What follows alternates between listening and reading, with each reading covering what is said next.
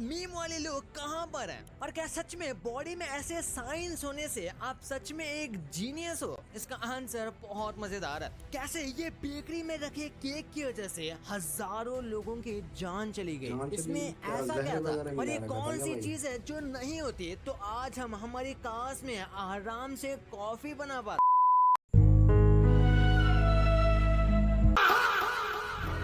Alright guys, आज हम देखने वाले हैं वो जो मीम्स के अंदर हमने बहुत सारे लोग देखे थे जो मीम्स इतनी ज़्यादा वायरल हुई थी। तो आज वो लोग कहाँ पर हैं, क्या कर रहे हैं, तो आज हम वही देखने वाले हैं। So this video is made by it's fact भाई, so all credit goes to him. So any further ado, let's get started. Meme वाले लोग कहाँ पर हैं? और क्या सच में बॉडी में ऐसे साइंस होने से आप सच में एक जीनियस हो? इसका आंसर बहुत मजेदार है। कैसे ये बेकरी में रखे केक की वजह से हजारों लोगों की जान चली गई। इसमें ऐसा क्या था और ये कौन सी चीज है जो नहीं होती? तो आज हम हमारी काश में आराम से कॉफी बना पाते। इस वीडियो को एंड तक देखना और अभी तक सब्सक्राइब नहीं किया तो चैनल को सब्सक्राइब करके उस बगल वाले बेल आइकन को दबा देना। नंबर 17, क्या आपने कभी MRI स्कैन देखा है? वो कुछ इस तरीके से दिखता है, पर एक बार देखो MRI स्कैन का होलोग्राम। हाँ, ये एडवांस टेक्नोलॉजी है और चांसेस हैं कि फ्यूचर में MRI स्कैन्स कुछ ऐसे दिखेंगे, क्योंकि ऐसे में आइडेंटिफाई करना ज्यादा बेटर है। यानी कि ये चीज डॉक्टर को बहुत ज्यादा हेल्प करेगी। ये नॉर्मल MRI स्कैन से काफी बेहतर है। उसी के साथ ये हो सकता है कि ज्यादा एक्सपेंसिव भी हो। नंबर 16, ट्रेन जो होती है उसे ब्रेक लगाकर रोकते हुए आपने देखा होगा, पर आपने कभी सोचा है कि ट्रेन के ब्रेक लगते कैसे हैं? नहीं तो एक बार यहाँ देखो। मोस्टली जो ट्रेन है उनमें इस तरीके के ब्रेक्स होते हैं और ये सारे ऑलमोस्ट एक डिब्बे के पास होते हैं और सब एक साथ सिंक्रोनाइज तरीके से काम करते हैं। जैसे ये ब्रेक मारा जाता है तो ये हैंग करता हुआ ब्रेक धीरे से नीचे आता है और फ्रिक्शन जनरेट करने लगता है, जिसकी वजह से धीरे धीरे ट्रेन रुक जाती है। सेम टाइम पर ट्रेन की स्पीड को भी स्लो कर दिया जाता है ताकि एक्सीलरेशन ना लगे और ट्रेन आराम से रुक जाए। नंबर 15, फोक्सवैगन कार पहले से ही अपने कस्टमर्स को कंफर्ट देना पसंद करते हैं और इसलिए 1959 में जिस टाइम पर कार्स बहुत ज्यादा पॉपुलर हो रही थी, फोक्सवैगन की कार में एक एक्स्ट्रा ऑप्शन था कि आप अपने कार में चाहो तो कॉफी मेकर भी लगा सकते हो। ये कार के स्टीयरिंग के थोड़े पीछे रहता था और साथ में कप होल्डर भी आता था। आज भी लग्जरियस कार्स में ये फीचर नहीं आता, पर वैसे उसका रीजन ये भी था कि ड्राइव करते हुए उसे यूज करना थोड़ा रिस्की हो सकता था। नंबर 14, ये बहुत सारा वियर्ड फैक्ट है। आपने कई मूवीज में देखा होगा कि कोई बहुत ही स्ट्रॉन्ग चीज किसी आदमी के मुंह पे मारने पे उसका मुंह उसके गर्दन से घूमने लग जाता है और वो मर जाता है। लेकिन अगर हमारे सर को हमारी बॉडी से सच में डिटैच करना है बिना किसी टूल का इस्तेमाल करें, तो एक्चुअली में हमारे सर को बस 3 रोटेशन लगेंगे। यानी कि एक ह्यूमन हेड को 3 बार पूरा रोटेट करना पड़ेगा, जिससे हमारा सर शरीर से अलग हो जाएगा, क्योंकि हमारी स्किन बहुत ज्यादा इलास्टिक होती है। और अगर आपको लगता है कि ये इजी है तो ऐसा बिल्कुल नहीं है। बोन्स और मसल की वजह से एक बार भी सर को रोटेट करना बहुत मुश्किल है। नंबर 13, कैंची का काफी इस्तेमाल करने के बाद या फिर बस ऐसे ही सालों तक पड़े रहने के बाद उनकी शार्पनेस कम होती है और इसे शार्पन करना या फिर न्यू सीजर लेने से अच्छा एक सिंपल तरीका है। आपको एल्यूमिनियम फॉइल लेना है और अपनी कैंची से उसे कट करना है, जैसे कि हम पेपर श्रेड करते हैं। ऐसी थोड़ी देर करने के बाद एल्यूमिनियम फॉइल जो है वो आपकी कैंची को शार्पन कर देगी और आपकी कैंची पहले की तरह काम करने लगेगी। एक बार ट्राई करके जरूर देखना।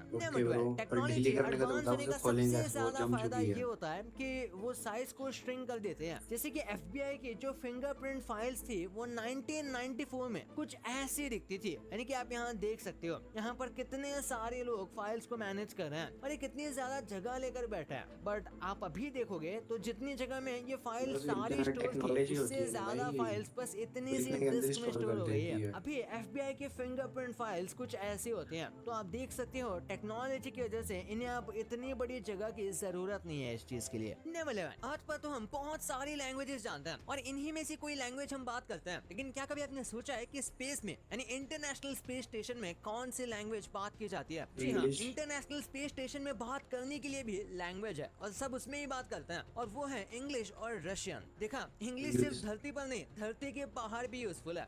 नंबर 10, बिना मेडिकल डिग्री के इस औरत ने अपनी टाइम की सबसे खतरनाक बीमारी का इलाज ढूंढ लिया। मलेरिया बहुत सारा तेजी से हर जगह बढ़ रहा था और हर कोई इसका इलाज ढूंढने में लगा हुआ था। तभी 1977 में तू यूयू नाम की इस महिला ने बिना अपना नाम बताए इसका इलाज ढूंढा और इस बीमारी से लोगों की जान बचाई। इनके पास तो कोई मेडिकल डिग्री भी नहीं थी और इन्होंने यह इलाज एनोनिमसली बताया था, इसलिए कोई भी जानता भी नहीं था। पर इन्हें 38 इयर्स के बाद नोबेल प्राइज दिया गया इनके काम के लिए। काफी शॉकिंग बात है, लेकिन साइंटिस्ट अब चाहते हैं कि जो 1 मिनट है वो 59 सेकंड्स का हो जाए 60 सेकंड्स की जगह पर। आपको ये बहुत बड़ा डिफरेंस नहीं लग रहा होगा, लेकिन ये बहुत बड़ा डिफरेंस है। और ऐसा साइंटिस्ट इसलिए चाहते हैं क्योंकि अर्थ की जो स्पीड है वो फास्ट हो रही है और अब नॉर्थ पोल और साउथ पोल मेल्ट हो रहे हैं, जिस वजह से ये और भी ज्यादा फास्ट होगी। इसलिए साइंटिस्ट को चाहिए कि हम मिनट को शॉर्ट कर दें ताकि डे एंड नाइट का साइकिल बिगड़ ना पाए। इसकी वजह से हमें बहुत कुछ फिर से देखना पड़ेगा। नंबर 8, आगरा में एक आदमी को जमीन के अंदर गाड़ दिया गया था,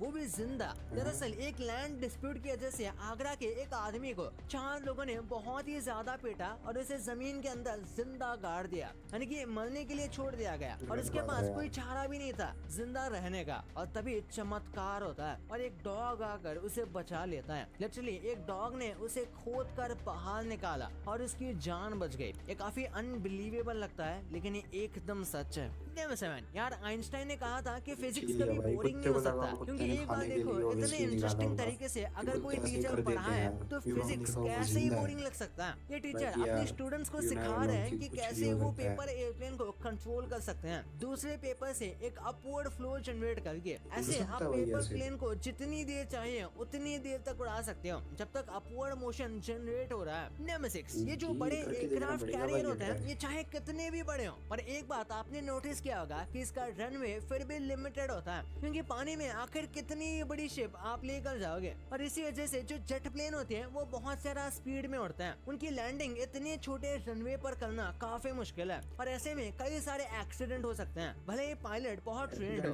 उसके बाद भी इतनी छोटी लैंडिंग करना काफी मुश्किल होता है, जिस वजह से ये खास तरीके के वायर सिस्टम का इस्तेमाल करता है, जिसे आप यहाँ देख सकते हो। और जैसे जेट प्लेन लैंड करता है, प्लेन के पीछे का हिस्सा इस वायर से अटैच हो जाता है, जिसके बाद ये वायर फ्रिक्शन जनरेट करने में मदद करता है और जेट रुक जाता है। नंबर 5, हम ह्यूमन एवोल्यूशन को काफी अलग तरीके से देखते हैं। हमें लगता है कि एक ह्यूमन स्पीशीज आई और वो खत्म हो गए, जिसके बाद दूसरे ह्यूमन स्पीशीज इवॉल्व हुए, लेकिन ऐसी बात नहीं है। एक टाइम था जब ह्यूमंस के 4 अलग अलग स्पीशीज एक ही टाइम पर जिंदा थी, जिसमें जो स्पीशीज अच्छे से सरवाइव कर पाए, यानी कि हमारी स्पीशीज वो अभी तक चलती आ रही है और हम अभी भी इवॉल्व हो रहे हैं। और ऐसे ही साइंटिस्ट मानते हैं कि एक ऐसा टाइम भी था जब होमो सेपियंस और निएंडरथल में लड़ाई हुई थी, जिसमें होमो सेपियंस जीत गए थे। नंबर 4, हिप्पोस अपनी पूरी बॉडी पानी के अंदर रखकर आराम की नींद ले सकते हैं कई घंटों की, क्योंकि उनकी बॉडी ऑटोमेटिक पानी के बाहर जाकर सांस लेती है और फिर पानी के अंदर आ जाती है बिना नींद से जगे। ये बिल्कुल हमारी बॉडी के रिफ्लेक्स जैसा ही है, जैसे कि हम सोते हुए सांस लेते हैं या फिर कुछ मूवमेंट करते हैं, जैसे कि फेस रब करना, इसको बेसिकली रिफ्लेक्स कहते हैं। नंबर 3, 1838 में फ्रांस और मेक्सिको के बीच लड़ाई हो गई थी और ये पूरी लड़ाई बस पेस्ट्रीज की वजह से हुई थी, इसलिए इसे द पेस्ट्री वॉर भी कहा जाता है। दरअसल फ्रांस और मेक्सिको के रिश्ते ऑलरेडी काफी बिगड़े हुए थे पॉलिटिकल इंस्टेबिलिटी की वजह से, और तभी एक फेमस पेस्ट्री शेफ जो कि गवर्नमेंट में अच्छे खासे पोस्ट पर था,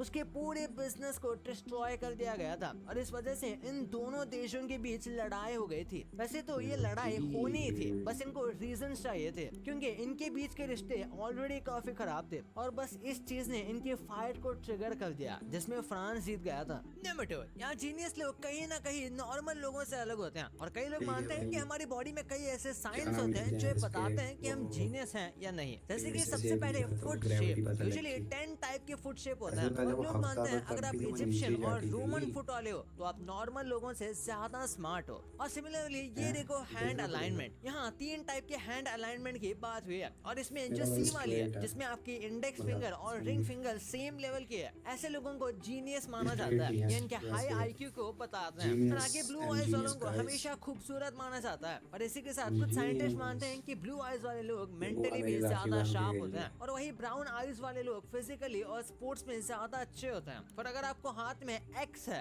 तो हो सकता है आप एक जीनियस हो। कई साइंटिस्ट इस बात को मानते भी है। हाँ, पर पायोकेमिस्ट्री कोई प्रूवन साइंस नहीं है, पर इस बात पर कई लोग बिलीव करते हैं। यहाँ तक कि अलेक्जेंडर द ग्रेट बीच भी में इस लाइट्स पर का दिख बिलीव रहा होगा करते थे आपको। और एब्राहम अरे लिंकन के बहुत हाथ बार में भी ये एक्स था। दुनिया में बस 3 से 5% लोगों के हाथ में ये होता है। और लास्टली देखो लुनोला, दरअसल ये एक थोड़ा थोड़ा मार्किंग दिख होती रहा है आधे चांद जैसी, जो आपके नेल्स में होती है। और कई लोग मानते हैं कि ऐसे मार्किंग वाले लोग काफी स्मार्ट होते हैं। और एंशिएंट चाइनीज में इस मार्किंग वाले लोगों को फिजिकली और अरे फोकस मेंटली कर बहुत पेंसिल फिट को। बताया जाता है। दिख लेकिन रहा है जितना एकदम सब थोड़ा भी थोड़ा मैंने जिसकी बताया वजह ये बना सब हो। साइंटिफिकली प्रूवन नहीं है। हाँ, इक्का दुक्का साइंटिस्ट मानते हैं, लेकिन एग्जैक्टली ऑफिशियली कोई साइंटिफिक प्रूफ नहीं है इनका। और इवेंचुअली आदमी अपने हार्ड वर्क और टैलेंट से ही सक्सेसफुल होता है। पहले नंबर पेंसिल 1, खुल ये गई वायरल थी, मीम के बाद में हम कैरेक्टर्स डिलीट अब कर कहाँ दी हैं? थी, ऐसा सबसे कुछ पहले नहीं बात होता। करें तो ये सो That is beautiful not so fair, bro. Elegant वाली दीदी का इन्होंने इंस्टाग्राम पर एक वीडियो बनाई थी अपने दुकान के कपड़ों को प्रमोट करते हुए। और इसमें जिस तरीके से ये कलर को बताते हैं वो इतना ज्यादा फनी था कि ये वीडियो देखते ही देखते वायरल हो गया। और उसके बाद लोग इस ऑडियो को अपने वीडियो में इस्तेमाल करने लगे, जिसके बाद ये बहुत वायरल हो गई। वैसे भी looking अभी इनका like एक a social wow. Media page है It's जिसपे looking वैसे like a ये वीडियोस wow, वैसे डालते ही हैं वाली है अपने ना ये। कपड़ों को प्रमोट करते हुए। और अब तो लोग इनसे इन रियल लाइफ में मिलने आते हैं। अब इससे इनके कपड़े ज्यादा बिकते हैं या नहीं ये तो हमें नहीं पता, पर इनको शॉर्ट टर्म फेम जरूर मिल गया। अब इसके बाद आपको IAS वाला सोनू तो पता होगा, इन्होंने बिहार के मुख्यमंत्री से कहा था मुझे पढ़ना है, और वही से ये बहुत ही ज्यादा वायरल हो गए थे। इसके बाद तो इनके ऊपर कई बस सारी यही चीज है वीडियोस भाई, बने और जिसको इनका काफी पढ़ाई नहीं इंटरव्यू मिलती भी ना लिया गया। कुछ और वक्त वो तो बताइए मीडिया मुझे ने पढ़ना इन्हें है, जिनको एक्सप्लॉइट पढ़ने किया के था लिए मिल और रहा है इनका वो क्यों चाहते हैं कि हमें मजाक भी पढ़ना उड़ाया ही था। है। पर इन्हें अच्छे तो खासे भाई इंस्टीट्यूट में थोड़ा बहुत तो स्पॉन्सरशिप सोचो मिल यार, गई घर और वालों का अब ये पैसा मत IAS खराब के लिए करो, पढ़ लो। पढ़ाई कर रहे हैं।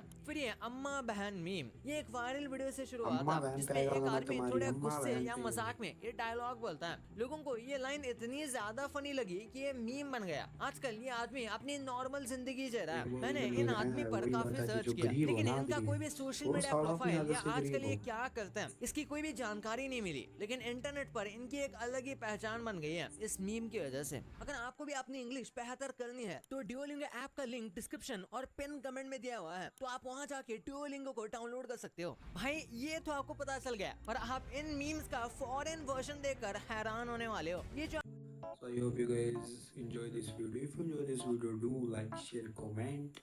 And मैं मिलता हूँ आपको नेक्स्ट वीडियो में, तब तक के लिए bye bye guys, love you, bye.